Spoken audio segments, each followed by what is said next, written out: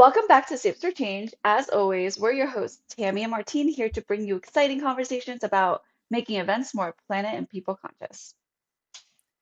Tammy, I was thinking after our last episode that not everyone may know about the Global Destination Sustainability Index, also known as GDS Index, that we mentioned in that episode. Yeah, I totally agree because I certainly didn't know about it until we worked on that last episode. Therefore, today we're doing a deep dive into this must-have tool for eco-friendly events. This episode also will kick off our series to highlight all of the destinations in the GDS index. I still cannot believe we didn't know this existed until recently. Like, the GDS Index is the ultimate planner hack when trying to find a sustainable venue or destination. Right? It goes to show that there's still so much to learn when it comes to sustainable event planning. This is going to be so much fun, and I'm sure it will help some of our listeners learn about new sustainable places to host their events. So, Martine, grab your drink and let's dive in. Why don't you start with what exactly is the GDS index? Absolutely. It is a performance improvement program designed to benchmark and encourage cities to increase the sustainability of tourism and event destinations worldwide. Co founded in 2016 by the International Congress and Convention Association, ICCA, City Destinations Alliance, known as CTDNA, IMEX Group, that most of you might know, and MCI2, it assesses over 140 cities on environmental, social, and industry efforts. It's like a report card for how destinations support the SDGs. A sustainability report card. I think that is the perfect analogy. This isn't just about pretty beaches or pool venues. It's about a robust data-driven process. The GDS index evaluates destinations on 77 indicators across four key areas. The first one, destination management. This indicates the sustainability commitment, including questions pertaining to maturity of the destination sustainability and regeneration strategy, leadership, communication of sustainability initiatives to support client planners, and the accuracy of their reporting on sustainable operations. Two, environmental performance. It includes a city's performance pertaining to its policies and infrastructure, such as climate change commitment, carbon emissions, renewable energies, resource and water management, public transport, and even air pollution levels. Third, social progress indicates the performance of the city against indicators of SDG integration, corruption, personal safety, access to information and communications, health and wellness, and inclusivity, using external sources such as the Social Progress Imperative Index and Corruption Perceptions Index. Last but not least, supplier performance addresses the sustainability commitment and performance of the local meetings industry supply chain, including airports, events agencies, hotels, venues, and restaurants. As you can see, it's a very thorough process. Destinations get a report with scores and tips, almost like getting homework and extra credit on how you improve your grade for next time. And since the program is designed to help them learn how to improve over time, it's important for them to review these reports. Then from there, they get these scores with a max out of 100 points and develop a ranking for the top 40. In addition to ranking the top 40 destinations, they even created the GDS Awards to recognize these sustainability achievements.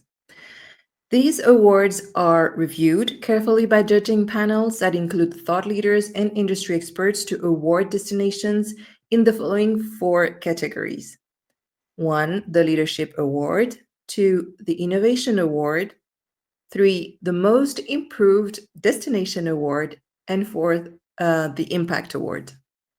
And when you go to their website and you download the GDS index full report, you'll see that in addition to listing these destinations in ranking order as well as the award winners, they also break down the report to list the leaders by category, region, and city size. So it's truly a great resource for planners when planning global events to be able to reference this index to help you narrow down the search for a sustainable destination and venue. Exactly. To give our audience an example of how this is useful, Martine, let's highlight the top destination for 2024. Absolutely.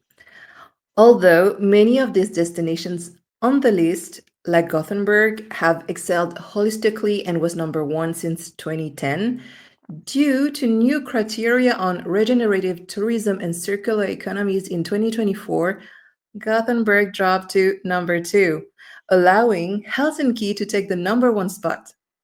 It's a dynamic system pushing cities to evolve. It's not easy to overthrow a destination that's held the title for 14 years. No, it's not. Helsinki, the 2024 temp, races toward carbon neutrality by 2030 and have already documented a 33% drop in their CO2 emissions between 1990 and 2022. Wow. Not only that, 51% of the city's electricity comes from renewables. What's even more impressive is that 100% of their major event venues are sustainably certified, as well as 88% of their hotel rooms also being sustainably certified. The stats are tempting me to plan an event there. I also read that 100% of their tap water is drinkable, which speaks to the quality of their city's infrastructure and planning.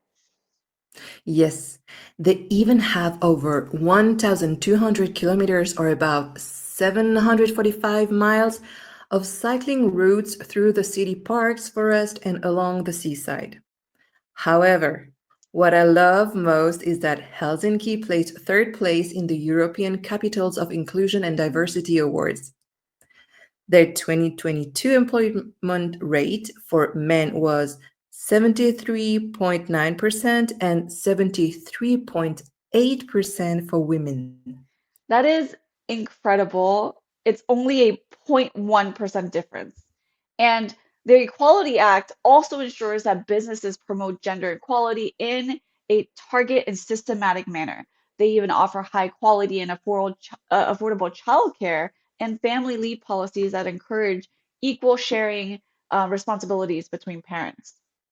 And that sounds like a dream. So, no wonder they're voted the happiest country in the United Nations Happiness Report for 8 years in a row. It sounds like I know where I'm moving next, so you can just visit me there. I will definitely. But Tammy, this is only one out of the 40 top destinations on this index.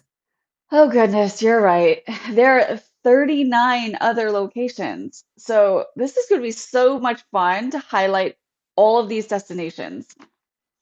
Yeah, and there's other fun stuff like Copenhagen's Copenpay rewards tourist for biking with free coffee or museum tickets. Free coffee for biking. Sounds like you might be moving to Copenhagen. I just might, yes. Then there is Kumamoto in Japan that won the 2024 Most Improved Award for circular economy initiatives like reusing event materials. Awesome. There's really so much to explore when we look into each destination. It's why this should really be on a sustainable event planner's secret weapon arsenal. What's even more impressive about this index is that since it's been developed, it's also evolved into an entire movement. That's right.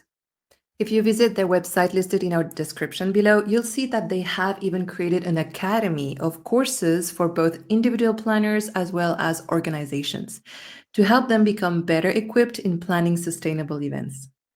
Exactly.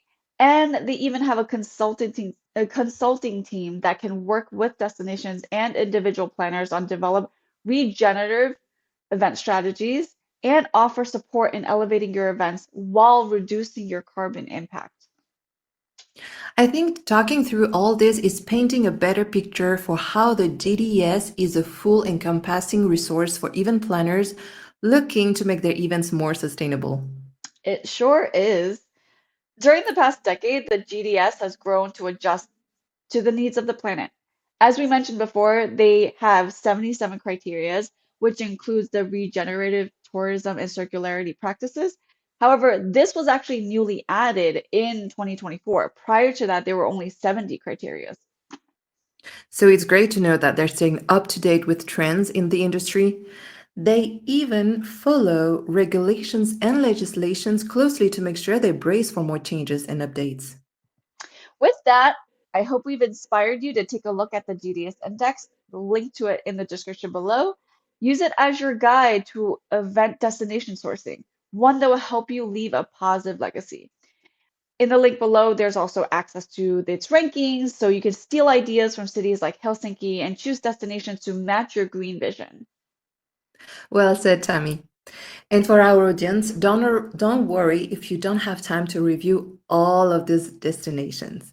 As we mentioned before, we'll be featuring destination highlights of each of the top 40 destinations in our future channel episodes. So make sure to like, subscribe, and hit that bell to stay tuned for more releases. Until then, keep making conscious choices one step at a time. Bye.